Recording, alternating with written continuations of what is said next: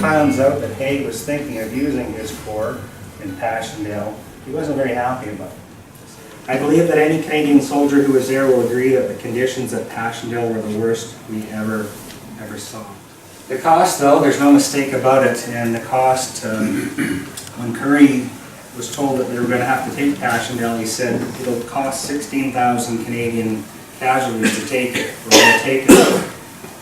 His prediction was sadly so close. 15,654 casualties. It was about 5,000 dead to take Passchendaele Ridge. Unique about Byrd is that not only was he a soldier who survived, he was a common soldier, and after the war went on to become a journalist. And so his gift for writing is exceptional, and his eye for detail. But what really stands out with Byrd was his observation of men and what they were going through, and his ability to capture that in words. He said this after the battle. And his battalion, the 42nd, would have got in on the 10th of November in the final stage of the battle. The men were muttering in their sleep, turning, twisting, straining. Tommy lay with his hands gripped, huddled, whimpering, all the terrors that he had fought back during consciousness flooding over his soul when the barrier of his will was lowered. Courage in the heat of battle is an animal instinct. There's a certain gregariousness in it, the instinct of the herd, the eyes of the other fellow on you. But the courage that kept a man in his place in those terrible late November days at Passchendaele was the stirring of the soul, the last limit of human pluck. Twice I woke up and found a man on his hands and knees gazing about him, wakened by the horrors of his own mind, unable to comprehend that at last the salient stench had left his nostrils. Every man who endured Passchendaele would never be the same again. He was more or less a stranger to himself. And with that was Passchendaele.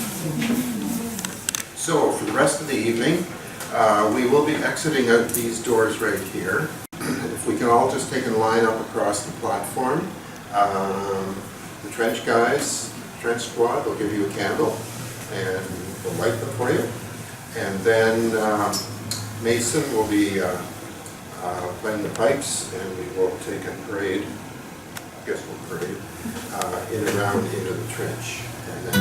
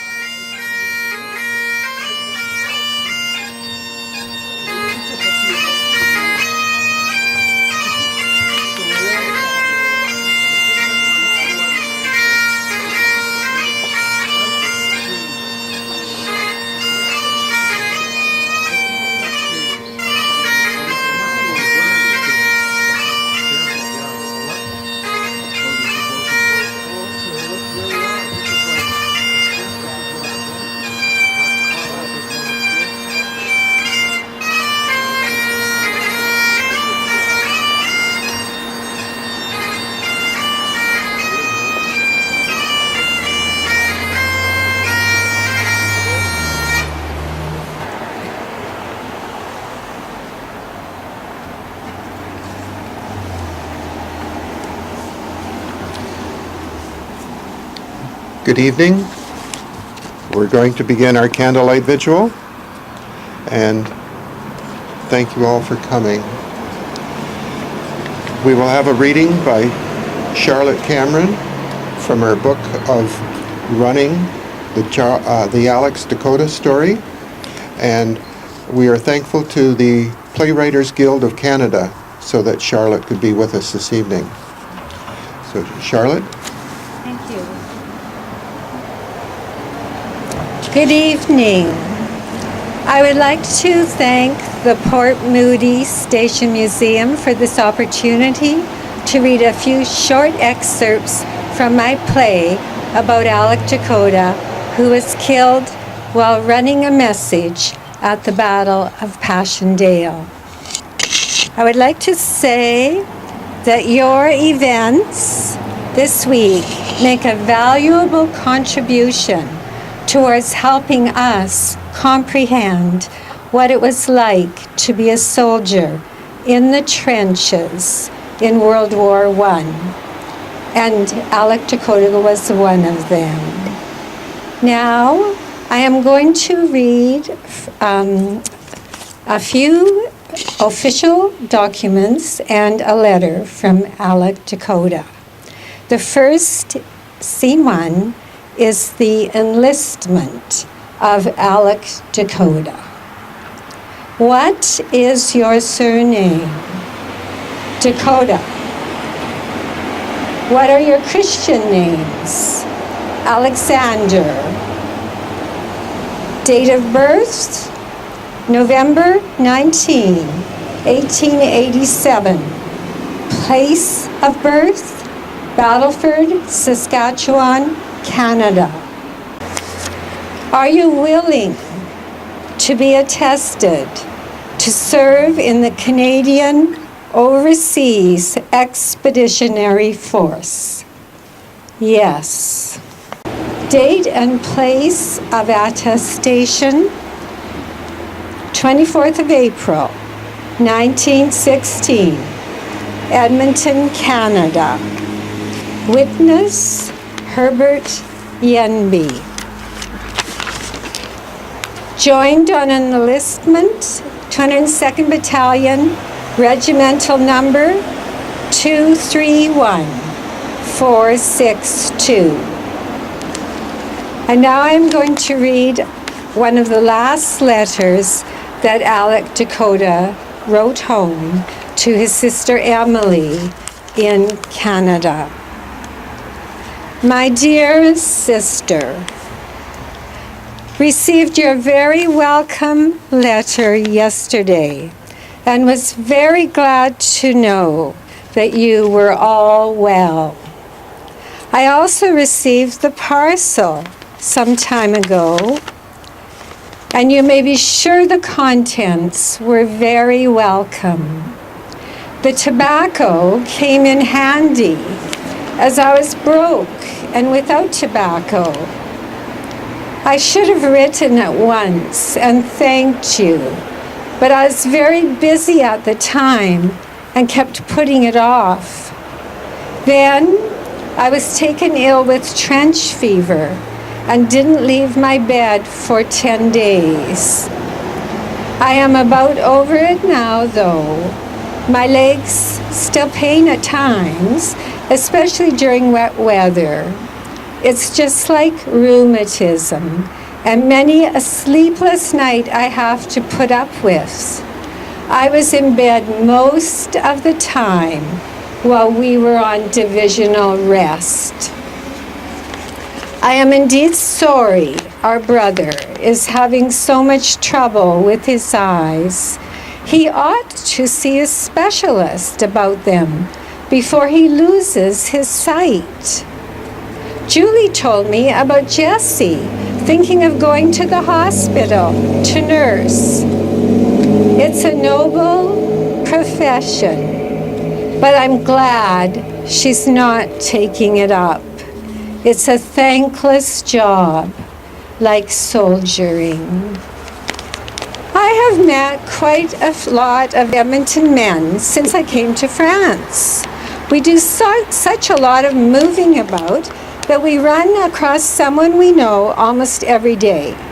I've met Frank Walker from Fort Saskatchewan several times, and he always stops to shake my hands. And you remember Harry Higgins? brother of Maria, I met him in England. He was a sergeant in the 128th Battalion. I met Tom Longboat in England. Dave McCullough is over here. I see him every once in a while. It sometimes seems as if Edmonton has moved over here and left all the women folk behind. One meets so many from home. Every once in a while, someone will come up to me and say, "Do you remember the time you chased me on your motorcycle?" And many an hour we pass away talking about old times and wishing we were all back home again. Of course, we have lots of fun too. It isn't all hardships and loneliness out here. Most of the boys turned fatalists. They believe that everything is prearranged by the divine power.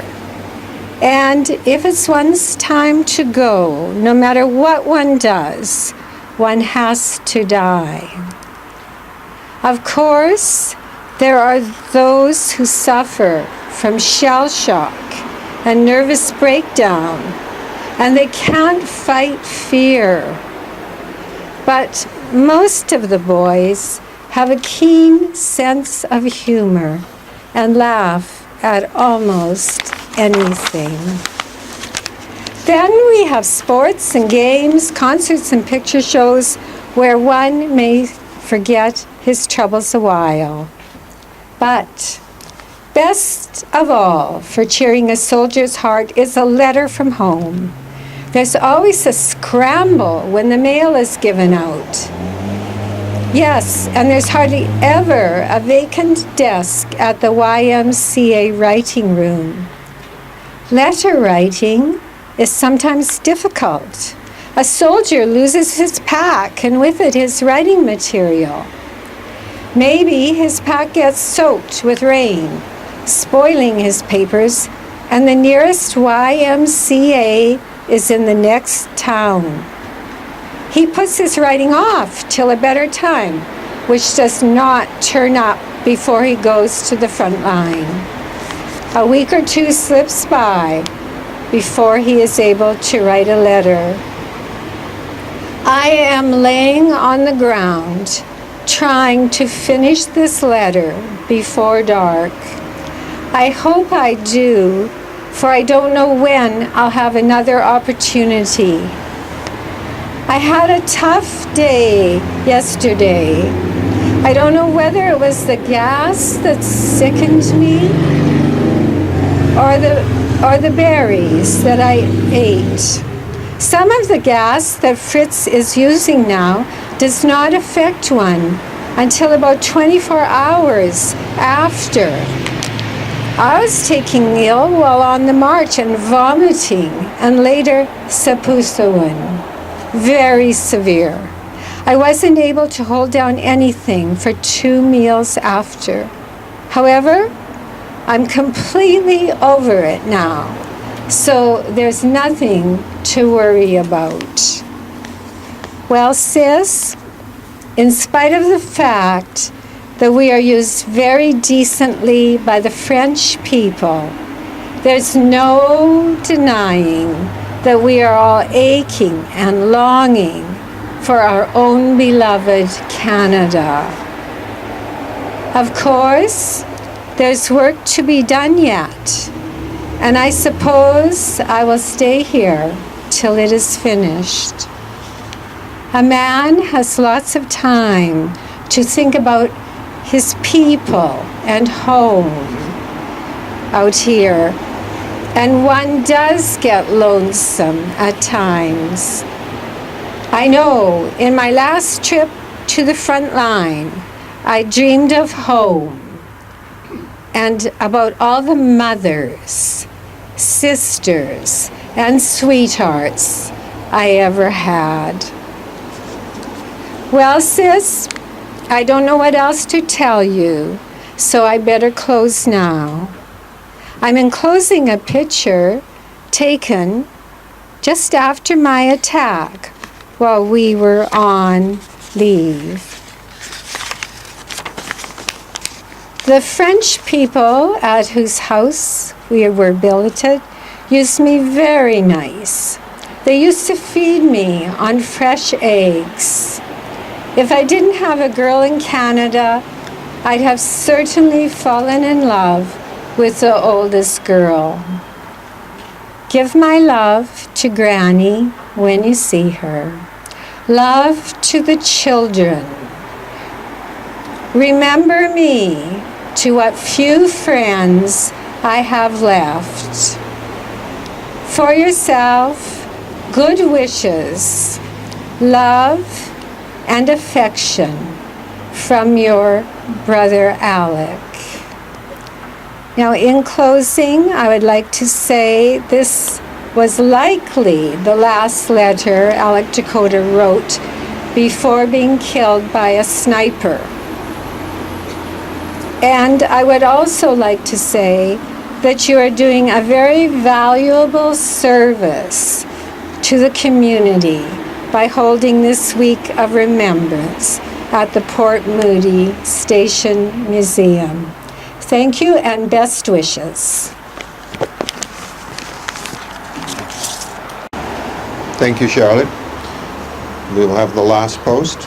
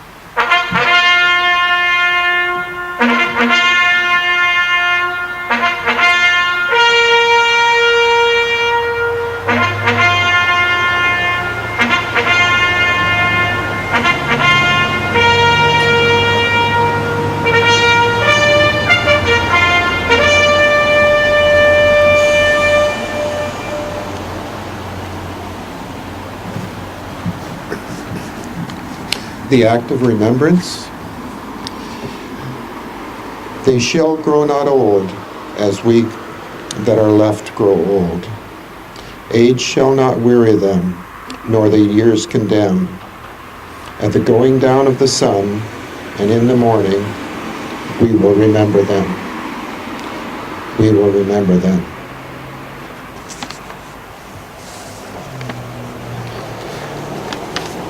The Port Moody's Heritage Society appreciates you coming tonight. Just a couple of other thank yous that I want to do. Our trench squad that are here tonight, John, Marcus, and Alan, thank them for their support for it tonight, as well as other members of the Port Moody Heritage Society. The way we will exit is that Alan will take and lead you out the duck boards, and he will take your candles from you and line them up at the edge of the viewing area of No Man's Land. So, thank you very much.